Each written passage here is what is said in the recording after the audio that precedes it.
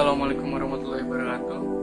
Nama saya Rifki Noval dengan NIM 173149962. Di sini saya akan menjelaskan mengenai prinsip perangkat keras input-output dan prinsip perangkat lunak input-output. Dengan sub penjelasannya adalah I/O device, device controller, direct memory access atau DMA pada prinsip perangkat keras, dan juga mengenai tujuan perangkat lunak I/O, interrupt handler, device driver, device independent I/O software pada prinsip perangkat lunak I/O. Pertama-tama saya akan menjelaskan mengenai prinsip perangkat keras I/O dengan batasan bagaimana hardware tersebut diprogram.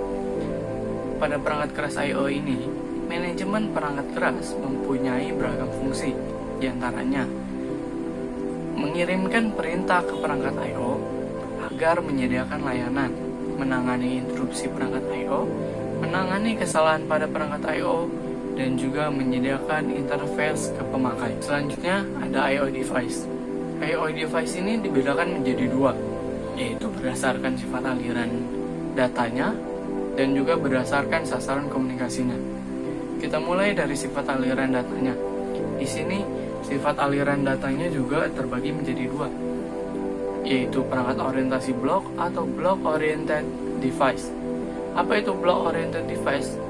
Block oriented device adalah menyimpan informasi dan menukarkan ataupun menerima maupun mengirim informasi sebagai blok-blok berukuran tetap.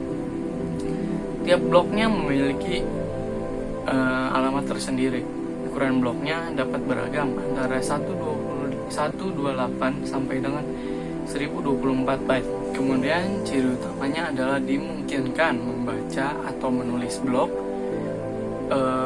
blok-blok secara independen, yaitu membaca atau menulis barang tanpa harus melewati blok-blok lain.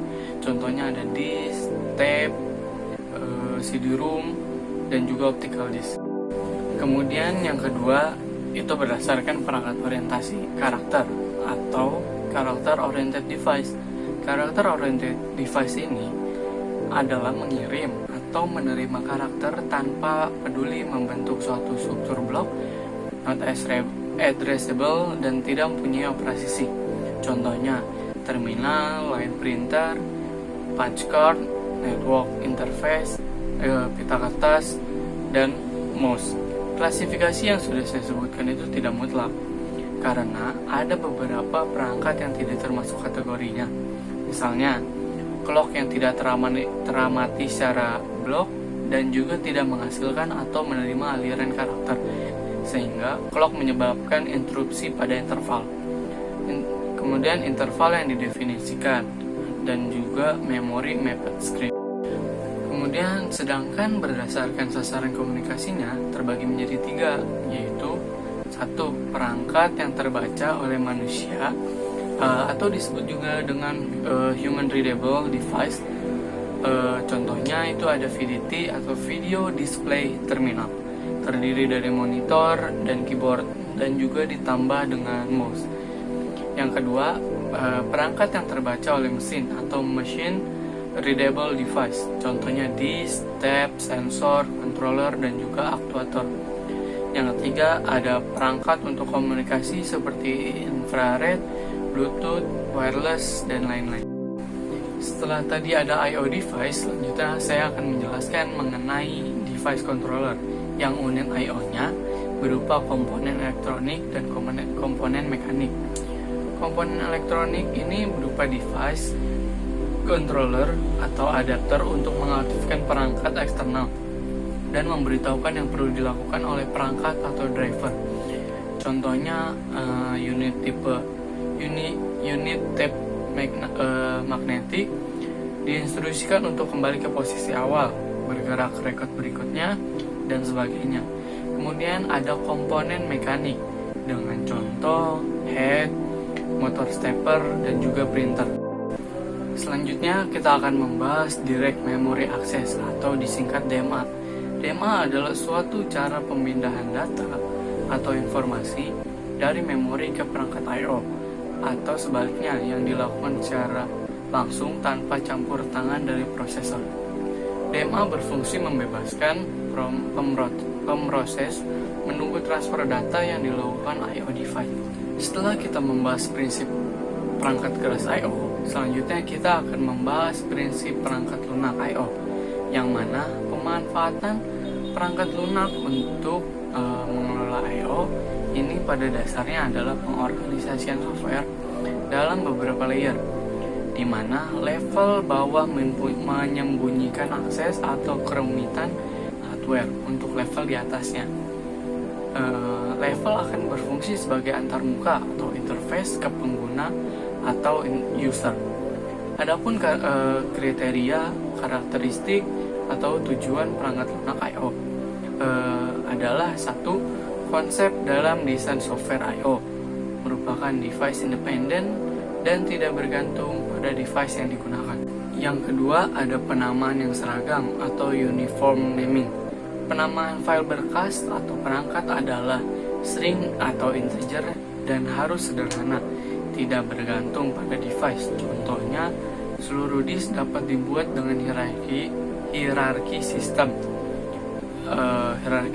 file menggunakan NPS. Yang ketiga, ada penanganan kesalahan atau error handling. Error harus ditangani sedekat mungkin dengan hardware. Contohnya pertama controller, kemudian device driver, dan seterusnya.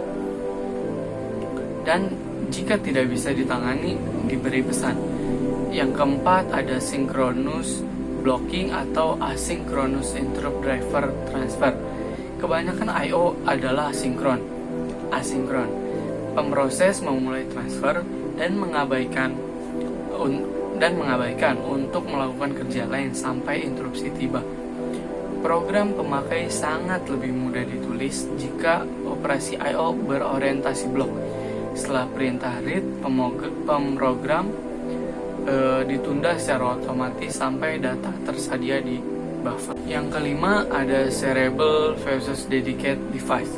Beberapa perangkat dapat dipakai bersama seperti disk. Ada juga perangkat yang hanya satu pemakai yang boleh memakai pada satu waktu. Misal, disk untuk serial dan printer untuk dedicated. Untuk mengimplementasi tujuan atau kriteria yang sudah saya sebutkan, perangkat lunak I/O dipisah menjadi 4 layer.